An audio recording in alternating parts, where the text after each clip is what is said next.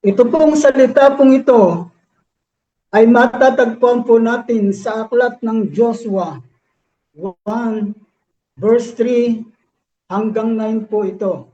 Pero bago ko po ito basahin, kasi manual po tayo, bago ko po ito basahin, ay tayo po muna ay humingi ng patnubay sa ating pong Panginoon. O yan, meron po pala. Manalangin po tayo. Panginoon, kami po ay nagpapasalamat sa hapong ito sapagkat ikaw ang aming kasama dito po sa House of Refuge Community Center po, Panginoon. Salamat po sa iyong pagkilos at paggabay. Maraming pong salamat sa iyo. Higit sa lahat, sa patuloy na pagbibigay mo ng aming pong mga pangangailangan sa araw-araw ng aming pong mga buhay. Salamat sa pagliligtas mo sa buhay po ng bawat mga pamilya. Marami pong salamat sa hapong ito. Ikaw po ang patuloy na mabigyan ng kaluwalhatian at karangalan sa aming pong kalagitnaan. Salamat po sa iyo. Sa pangalan po ng aming Panginoong Yesus. Amen. Hallelujah. Ang sabi po ng Diyos dito po sa kanya pong mga salita, ang title po nito ay Bagong Hamon. Ang sabi po niya sa aklat ng Joshua 3 at Joshua 1 verse 3 hanggang 9. Gaya ng aking sinabi kay Moses, ibinigay ko na sa inyo ang lahat ng lupaing inyong mararating. Ito ang magiging hangganan ninyo. Sa hilaga ay ang kabundukan ng Lebanon. Sa timog ay ang disyerto ng silangan. Ang malalaking sana yun. Ito ang maging hangganan ninyo, ang hilaga at ang kabundukan ng Lebanon. Sa timog ay ang disyerto ng silangan, ang malaking ilog sa Euphrates at kanluran mula sa lupain ng mga Heteo hanggang sa dagat ng Mediterraneo. Walang makagagapi sa inyo hanggang ikaw ay nabubuhay. Sasamahan kita gaya ng patnubay ko kay Moses. Hindi kita iiwan ni hindi pababayaan man. Verse 6, magpakatatag ka at lakasan mo ang iyong loob sapagkat ikaw ang mamumuno sa bayang ito. Sa pagsakop nila sa lupaing ibibigay ko sa kanila ayon sa aking pangako sa inyong mga ninuno. Ang sabi po sa verse 7, basta't magpakatatag ka at lakasan mo ang iyong loob. Sundin mong mabuti ang buong kautusan. Ibinigay sa inyo ni Moses, huwag kang susuway sa anumang nakasaad doon at magtatagumpay ka saan ka man magpunta. Huwag mong kaliligtaang basahin ang aklat ng kautusan. Pagbubulay-bulayan mo yon araw at gabi upang matupad mo ang lahat ng nakasaad doon sa ganon. Maging masagana at matagumpay ang iyong pamumuhay. Tandaan mo ang biling ko.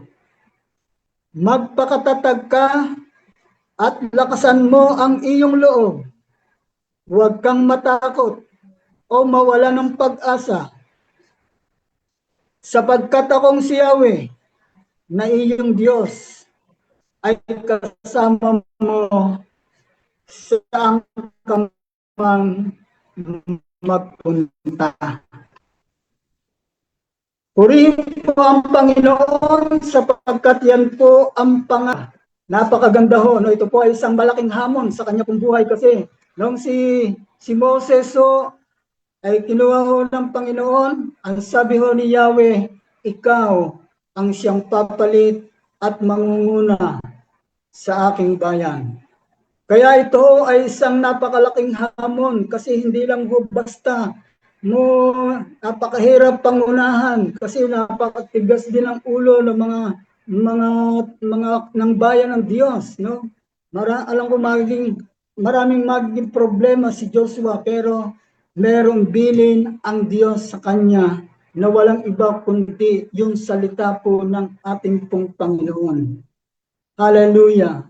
Alam niyo sa mga Israelita, ang promised land, ang katuparan ng pinakamataas nilang pangarap at simbolo ng kanilang kapahingahan at kalayaan, salaylayan at dangal ng kanila pong langit.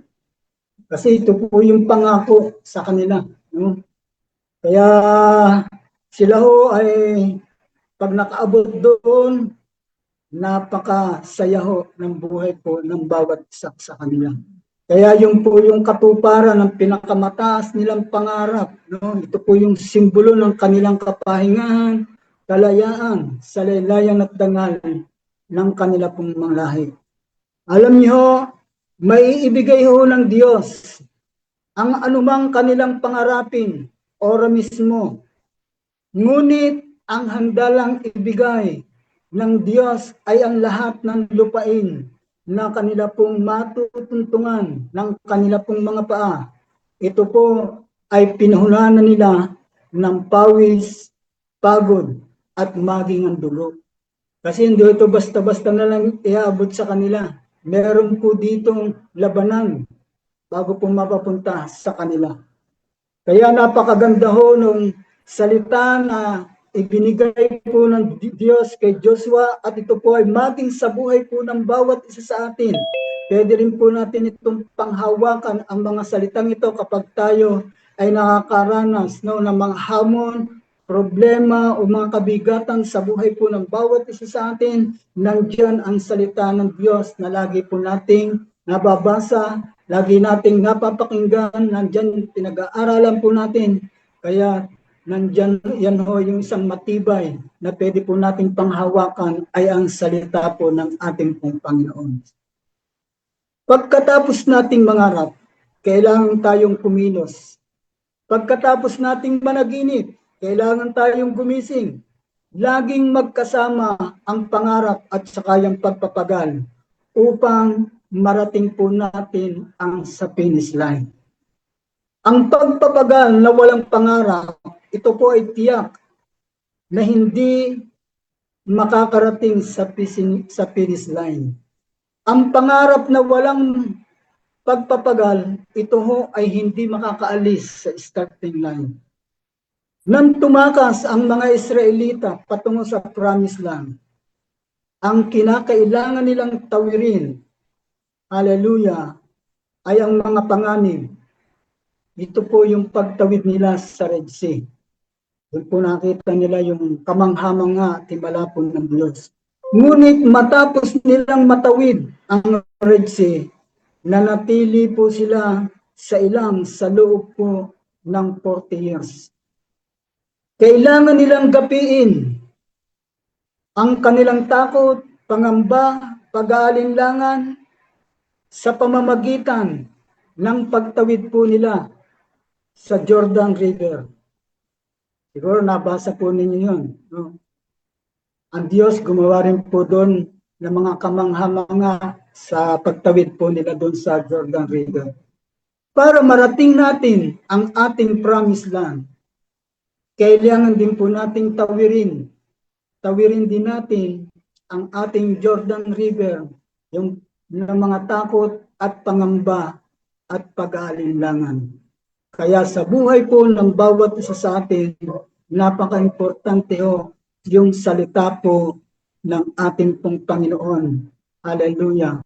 Na siya po yung magbibigay ng kalakasan sa buhay po ng bawat isa sa atin upang mapagtagumpayan po natin ang bawat mga hamon na ating pong nararanasan sa araw-araw ng ating pong mga buhay.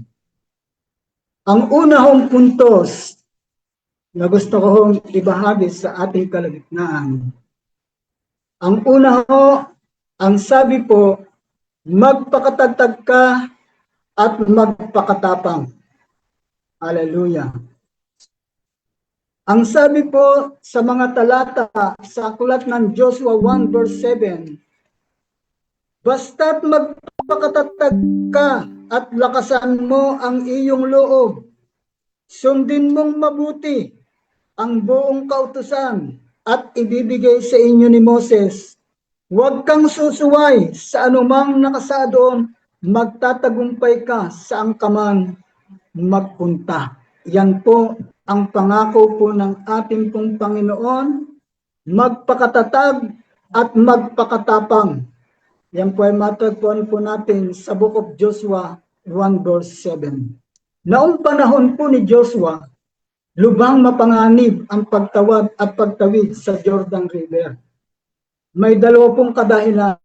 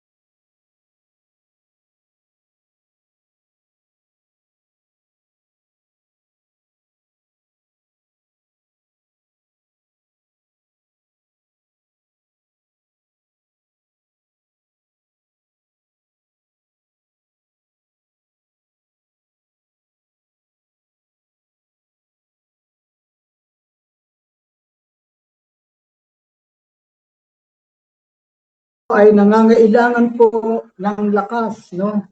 Ng tapang ng loob, hallelujah, upang ito ay mapagtagumpayan po.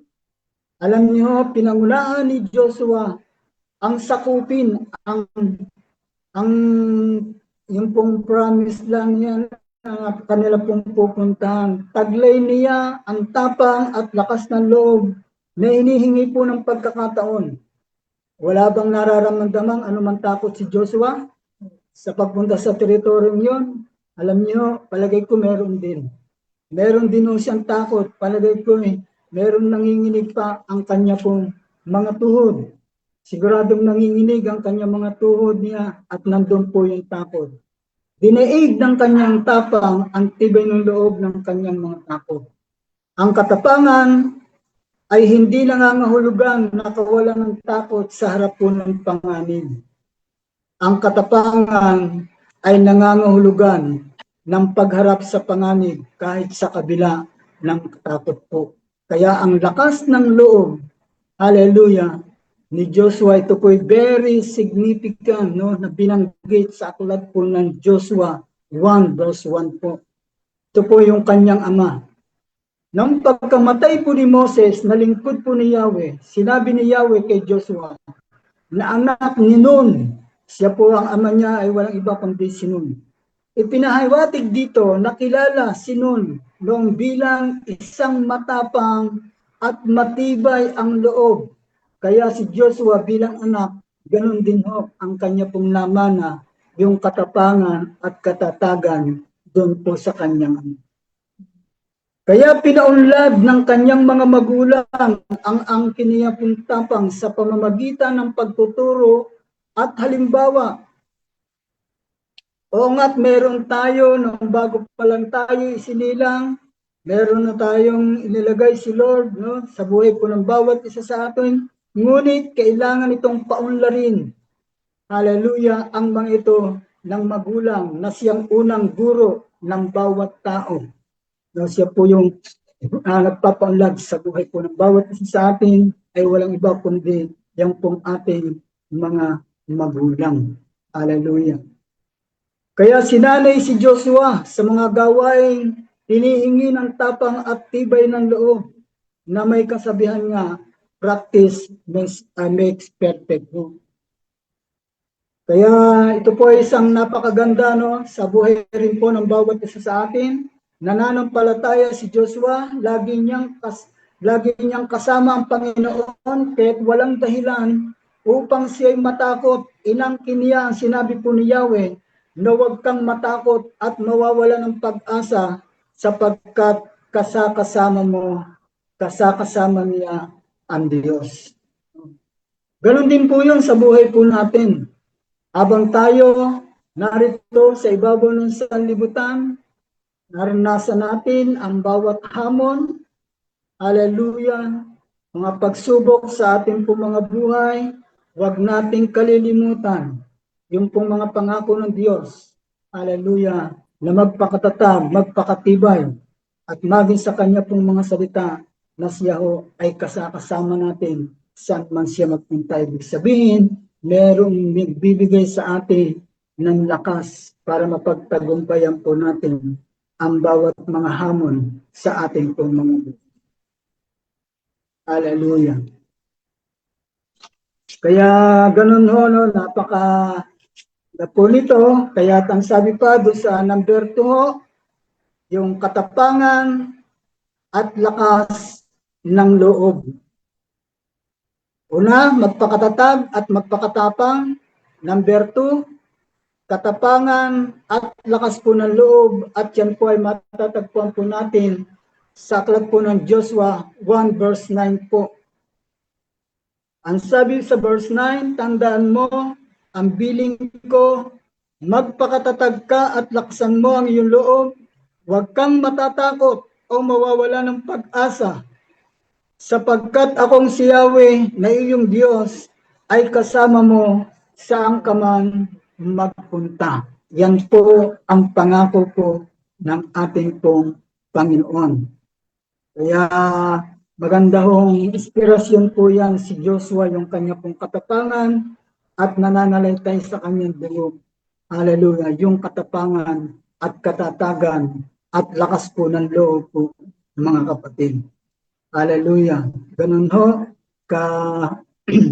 yung pong mga salita kung paano hinawakan niya yung tagabilin po sa kanya ni Moses, no, na pinagkaloob po ng Diyos sa buhay po nila. Kaya yun po ay isang malaking hamon para sa kanyang buhay, pero nandun po ang salita po ng Diyos at yun po ay kayang-kayang mapagtagumpayan anumang hamon, pagsubok na maganap, hallelujah, na kanyang haharapin sa panahon ng kanila pong paglalakbay. Ganon din po sa buhay din po ng bawat sa atin. Nandiyan ang salita po ng Diyos na nagbibigay ng lakas sa bawat isa sa atin. Kaya huwag tayong matatakot at mawawala ng pag-asa. Magpakatatag lang at magpakatibay sapagkat ang Diyos ay lagi rin po natin kasama sa araw-araw ng ating buhay. Number 3 ho, lumakad sa tuwid na daan. Ang sabi po sa talata po ng aklat po ng Joshua 1 verse 7, basta't magpakatatag ka at lakasan mo ang iyong loob, sundin mong mabuti ang buong kautusan. Ibinigay na sa iyo ni Moses, huwag kang susuway sa anumang nakasaad doon at magtatagumpay ka saan ka man magpunta. Hallelujah. Hindi natin kayang tawiring mag-isa ang Jordan River. Kahit likas, tayong matapang at malakas ang loob o naturoang mabuti o sinanay sa pagharap ng mga panganib. Kailangan natin ang pangunguna ng Diyos sa buhay po ng bawat sa atin upang tayo ay maging matagumpay at maging mga kasama maging ang iba pong mga kasama po natin. Kaya lumakad tayo sa tuwid na daan, hindi kakaliwa o kakanan, diretsyo. Kapag ganoon ang mangyayari, ang pangako ni Yahweh, sa ganoon maging masagana at matagumpay ang iyong pamumuhay. Yun po ang sabi sa Book of Joshua 1 verse 8. Hindi ba't ito rin ang pangarap ng lahat ng mga tao? Ang gabay natin at ang salita po ng Diyos, kaya't ang tagubilin niya sa atin, huwag mong kaliligtaan.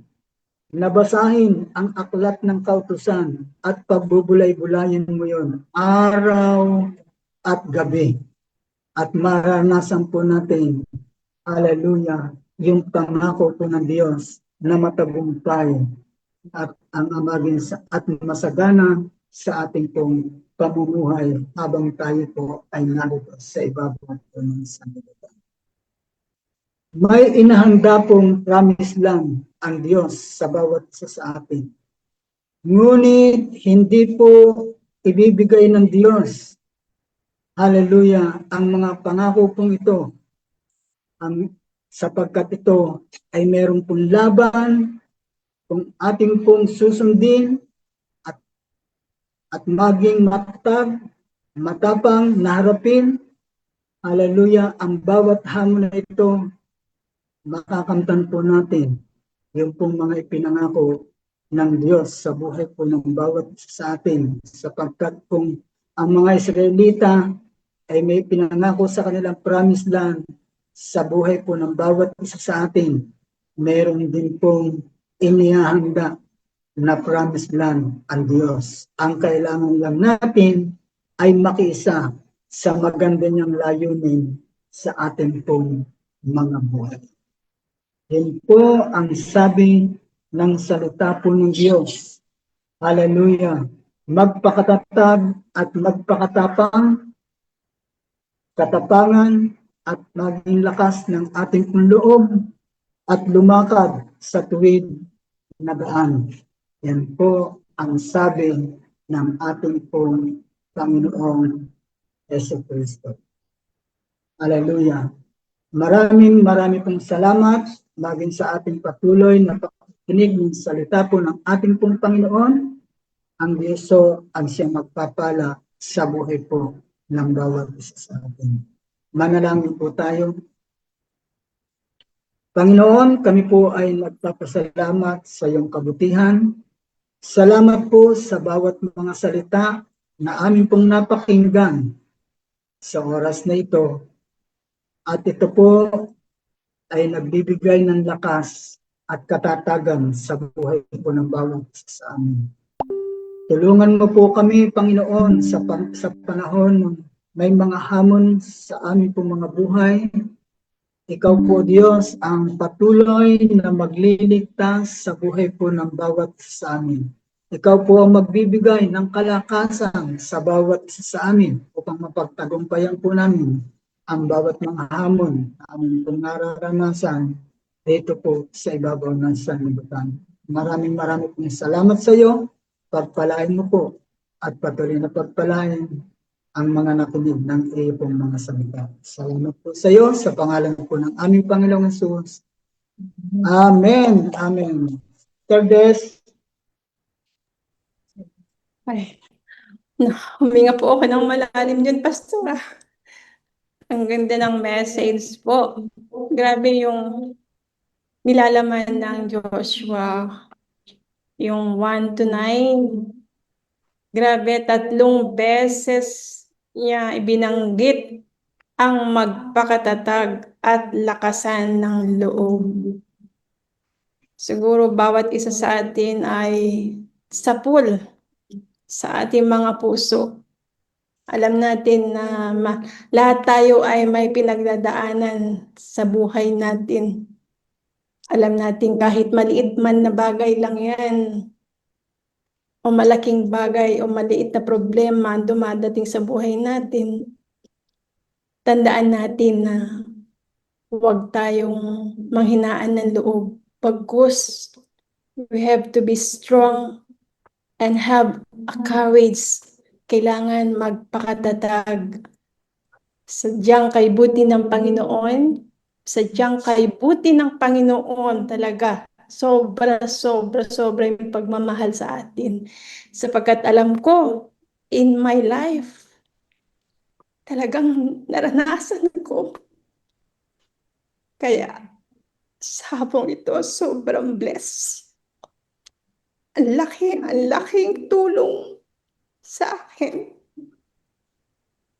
Ang daming, ang dami kong pwedeng basahin, ang dami pwedeng itakel ni Pastor. But deep inside, talagang tumagos. Tumagos sa puso at isipan ko. Sabi nga, despite of being alone, despite of being sa dami ng struggle na mapagdadaanan mo, huwag mong kalilimutan na may Panginoon. Huwag mong kalilimutan na may Diyos na nakaabang sa iyo, na umaalalay sa iyo. Kaya ang takeaway natin sa hapong ito, be strong, magpakatatag, have a courage. At nandiyan ang Panginoong Diyos. Nasa likod, nasa harapan, nasa tagiliran. God is everywhere. Huwag po natin pangunahan ng Panginoon. Because God has mas maganda yung plano niya para sa atin. Yes, sobra.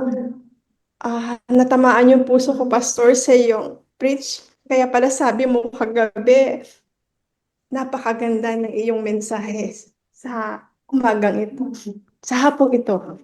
Yeah. Maraming salamat, Pastor. Sobra.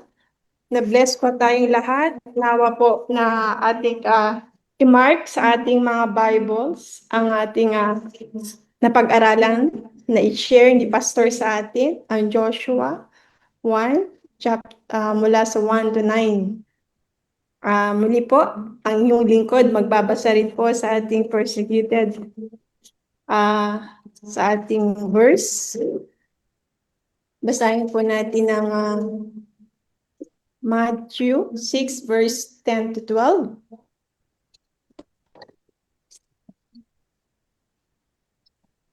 Ate Grace.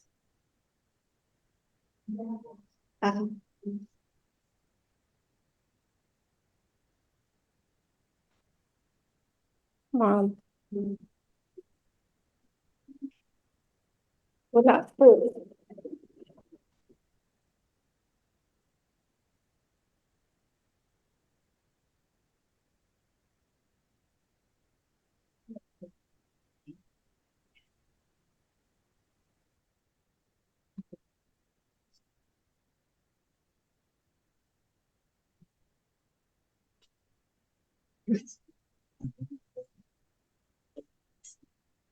Okay po. Basahin ko po. Pinagpala ang mga inuusig ng dahil sa kanilang pagsunod sa kalooban ng Diyos, sapagkat kabilang sila sa kaharian ng langit. Pinagpala ang mga nilalait at inuusig ng mga tao at pinaparatangan ng lahat ng uri ng kasamaan dahil sa akin. Magsaya kayo at maggalak, lahanin ninyong inuusig din ang mga propetang nauna sa inyo. Blessed are those who are persecuted for righteousness, for theirs is the kingdom of heaven. Blessed are you when others revilely persecute you and utter all kinds of evil against you falsely on my account. Yes, rejoice. Yeah. Ang ating pagpe-pray, bansang Eritrea. According to Google, sabi niya ang population daw ng Eritrea ay merong ang exact figures lang po nila sa Christians ay almost equal lang po sa Muslim. Ang Christians po ay umaabot po ng 47% to 63%. Ang Muslim po ay 37% to 52%. Ito yung pinaka-main major religion. Ang Eritrea government, pag merong mga religious group, gusto nila nire-register. Kinukuha nila ang information about the religious group. Kailangan naka-registered sa kanilang gobyerno. So, ang sabi, ang population doon ng Christians is almost 1 million. 1,687,000. And the main religion talaga is Islam. Ang nire-recognize lang ng government ay yung mga Eritrea Orthodox Church, some of the Catholic, Lutheran Church as Islam. Ang problema sa Eritrea ay pino-force nila ang mga tao na bumaliktad. Ina-arrest sila, ina-house to house sila. Pino-force sila para ma-convert to Islam. Yan ang problema sa bansang ito. Yan nga, yun katulad nga sabi ko na they need to get some information about the religious group at kailangan ma-registered. So ang nangyayari ay talagang porsigido ang gobyerno na talagang hina-house to house para malaman kung sino yung mga Christian. Yan ang ginagawa sa bansang Eritrea. Pinipressure sila, ina-arrest. Kaya ang the best na gagawin natin is to pray for them. Lalong-lalo na yung mga kinukulong. Gawa ng ina-arrest sila, kinukulong sila. So they are forcing them na maging Islam. Yan ang persecuted country natin, ang Christian in Eritrea. So muli, inayaan ko kayo, mga kapatid, na ating ipagpe-pray ang ating mga kapwa Christians sa bansang Eritrea. Yes, Lord, sa hapong ito, Panginoon, salamat po, Lord, sa muling pagkakataong pinagkaloob mo, Lord, sa bawat isa sa amin. Maraming salamat po, Lord, sa lahat ng blessings, Lord. Salamat po, Lord, sa pinagkaloob mo, Lord, sa mga word mo na binahagi sa amin, Panginoon. Bagkus, Panginoon, meron po kami dinudulog sa iyo, Panginoon. Inilalapit namin sa iyo, Panginoon, ang bansang Eritrea, Lord, kung saan ang aming mga kapwa Christians ay hindi po maganda ang kanilang mga nararanasan. They were arrested, they were forced, they were pressured, they were imprisoned kasi po gusto nila ma-convert sila into Islam. But Lord, alam ko wala pong imposible sa iyo, Panginoon. Nawa, Panginoon, hipuin mo po, Lord, ang mga nasa imprison, Panginoon, na wag po silang mawalan ng pag-asa, na lahat ng ito na nangyari sa kanila ay lahat ng ito ay may plano at alam kong biyayaan mo sila at makakalabas po sila. Yes, Lord, paunlarin mo po ang grupo ng Christians dito po sa lugar nito, Panginoon.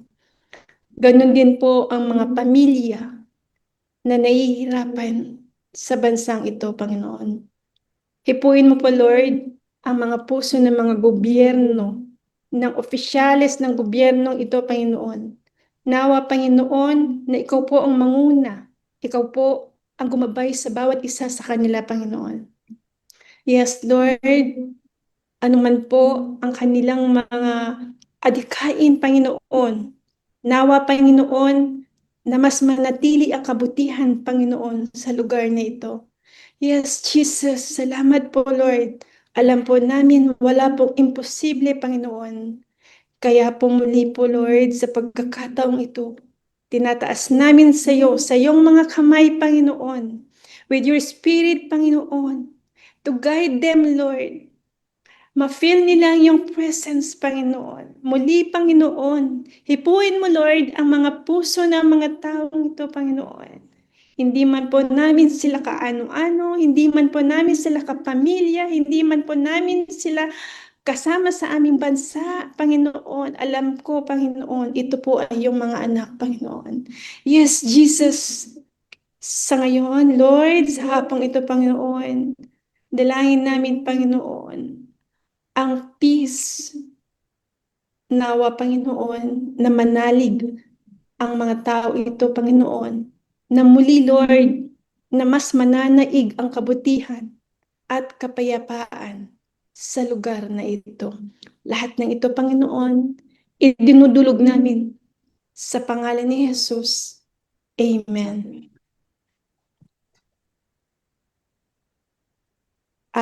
Muli, ang ating susunod po ay ang ating pray for the offering po. Ang ating prayer for the offering. Ay na po, ang ating pray for the nation po. Sino po yung offering natin, Ate Grace? Okay, ano po ang offering? Nawawala na po ang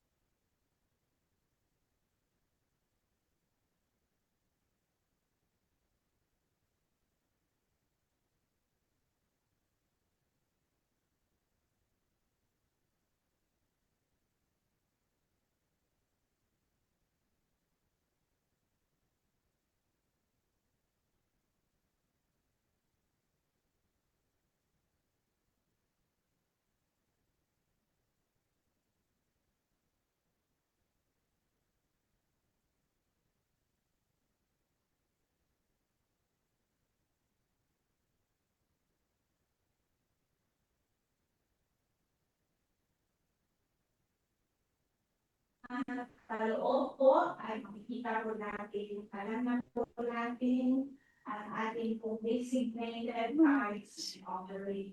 Doon po sa Taiwan, kay Brother Yusa. Sa Pilipinas naman, kay Sister Marlene Akmar. At dito naman po, kaya pinag-pray natin sa Busa. Ang extended po ang blessings ni Lord talaga. So sa mga area doon, sa mga leadership, kayo po ang mag-message sa kanila through via GCash, kay Maya, or international employees sa 7-Eleven, or sa mga kaluluwa.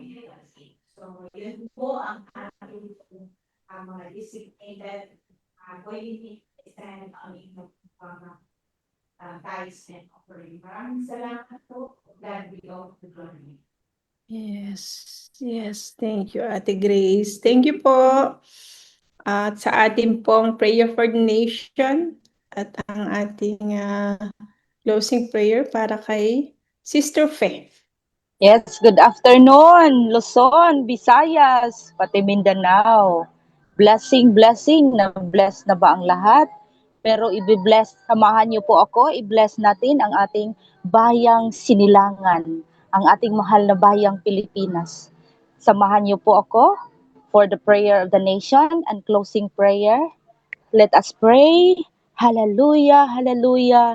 Dakilang Diyos, maraming salamat po sa mga biyayang kaloob ninyo sa aming bayan. Tinataas po namin, Lord, sa inyo ang aming bansang Pilipinas. Mga pinuno, mamamayan, at mga sumusunod na henerasyon. Pagkaisahin ninyo kami sa pag-ibig at katotohanan at katarungan, Lord. Gabayan ninyo ang aming pamahalaan upang maglingkod ng tapat at may malasakit sa kapwa. Hipuin ninyo ang mga puso ng bawat Pilipino, Lord, upang mamahalan at magpatawad at magtutulungan. Hallelujah, Jesus. Pagpalain ninyo, O Diyos, ang aming inang bayan. Maraming salamat po sa oras na din ito na pagsamba at pag-iisa namin. Salamat sa iyong salita.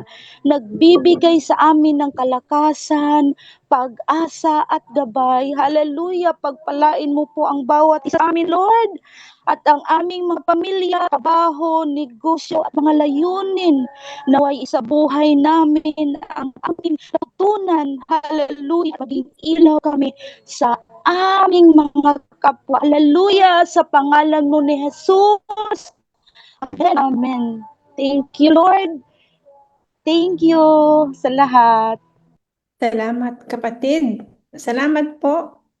At muli, tayo po ay tatayo para sa ating doxology at followed by sa ating benediction ay magmumula sa ating Pastor Wilfred. Yeah.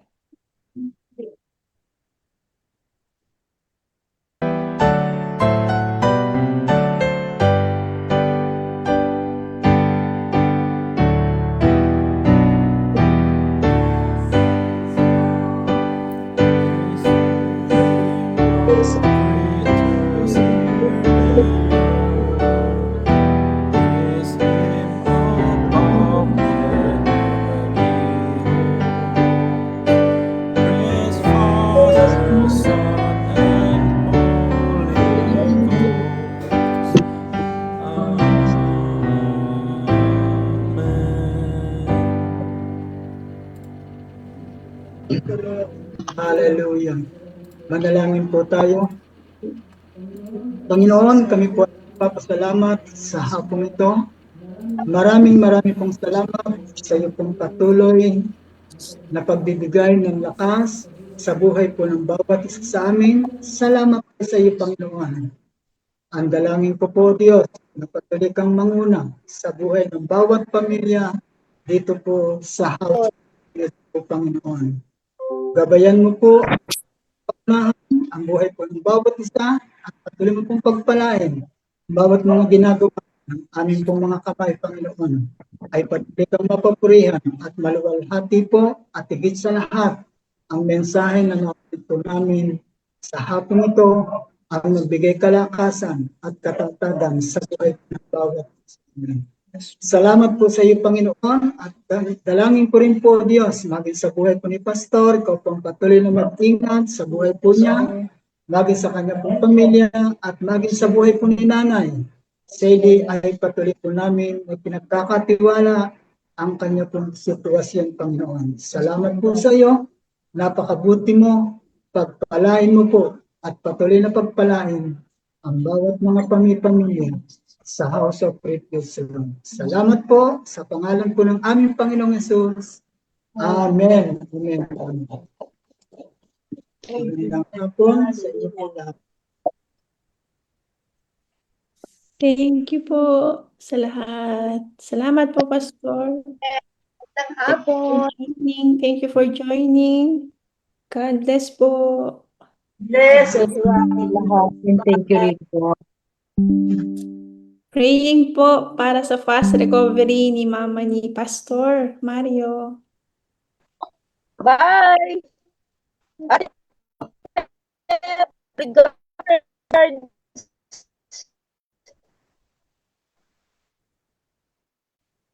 Bye-bye, everyone.